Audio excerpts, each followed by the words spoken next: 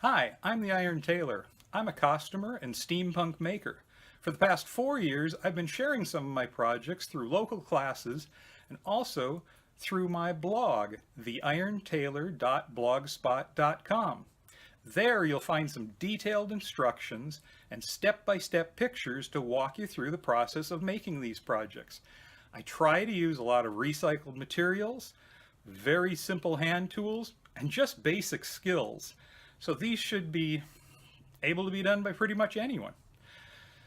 What kind of projects am I making? Well, everything from goggles to medals to more complicated projects, things that light up, or maybe even a complete dive suit.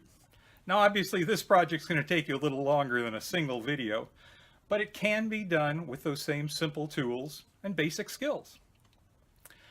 To try to spread the word a little bit more, I'm now starting a series of videos. So this is the first in what will hopefully be at least 300 videos, since that's how many projects are back on my blog, on how to make these various projects. Remember, if you ever get confused watching the video, you can always go to the blog, theirontailor.blogspot.com, and get those detailed instructions and detailed pictures. So take a look at the video and let's see what you can build.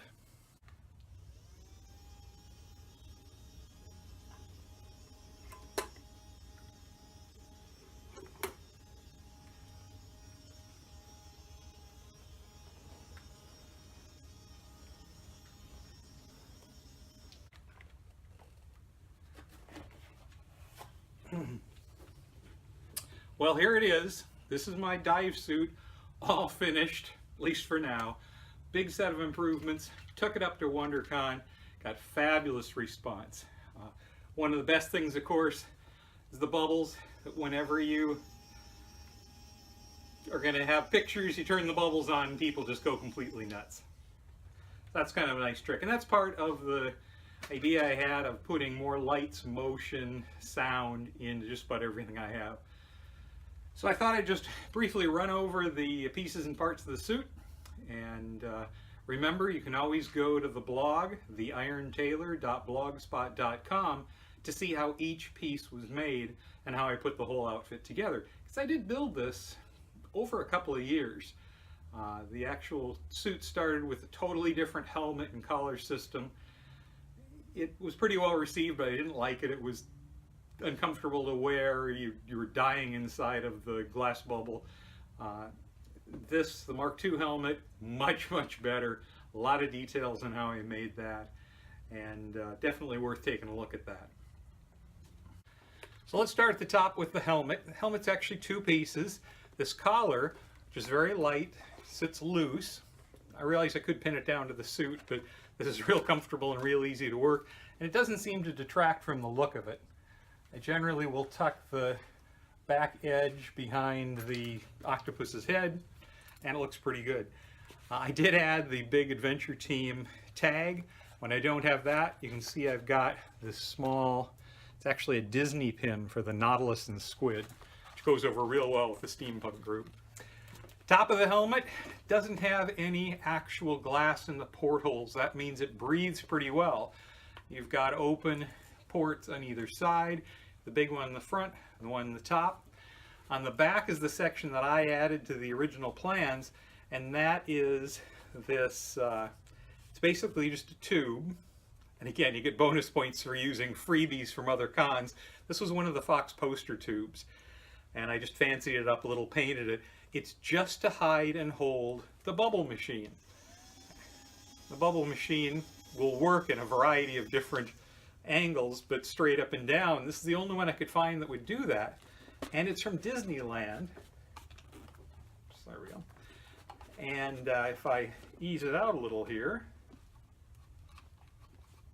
make sure I've got enough slack. There we go. You'll see that it's a Little Mermaid bubble wand that I've gone ahead and painted the top on. I left the bottom open just so you could see it. That little purple thing in the bottom is the reservoir for the bubble juice. And it actually is held in there with some foam so that if I do turn this upside down, it doesn't come flying out. So it's a nice feature. You can see I've got a two-part seam here on the bottom. This is what guides into the collar. Makes it pretty easy to get on. You still have to plan and be a little careful so that the back portion goes over the back of the collar. So if I'm fairly straight, check the seam, that looks good. And there I've got the helmet on. I can see out the sides. I could see out the top if I ever needed that. But when it starts to get a little warm, then I can just pop the top off and carry it tucked under my arm like this. Still looks pretty good, but I've noticed I get a lot more pictures when I'm actually wearing the helmet than when I'm carrying it. The other problem is, well, this is not very heavy. The entire helmet, collar, and everything is probably only 3 or 4 pounds, but carrying it all day just like this can really wear your arm out. So I do have enough slack on the cable that runs the bubble machine to switch it from side to side. So that's something.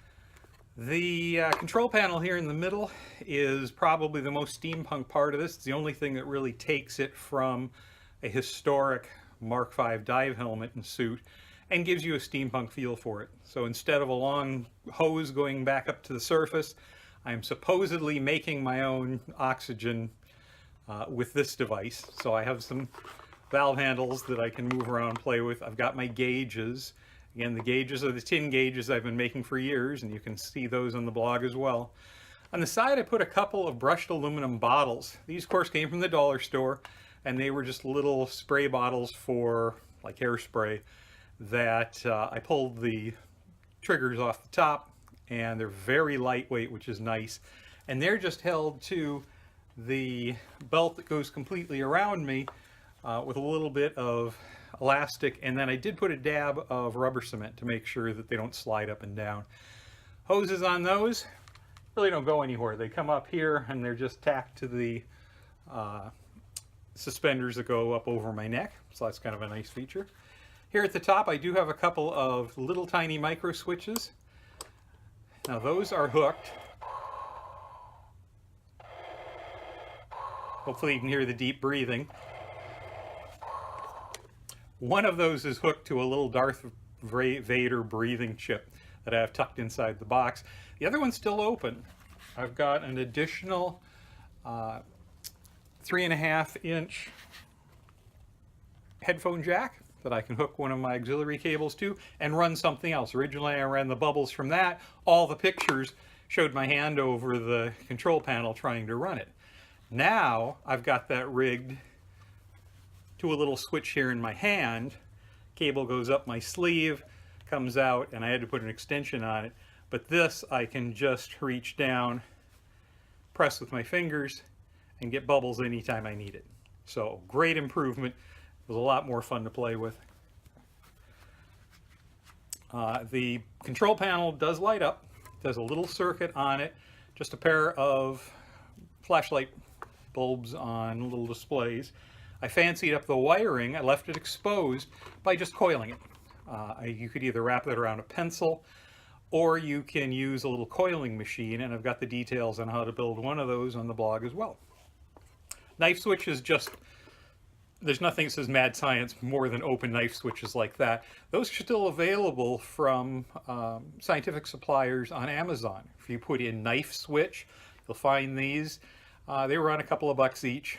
But all of the wiring simply goes to the terminals along the side, so there's no soldering when you use these to complete your circuits. So the batteries are tucked inside. This is an old, it's a box from, could have been an old cigar box, but I actually picked up a new wooden box from Michael's. So here is the little sound gizmo for the Darth Vader breathing, its batteries. Up underneath you've got a battery pack, that's for the lights on top.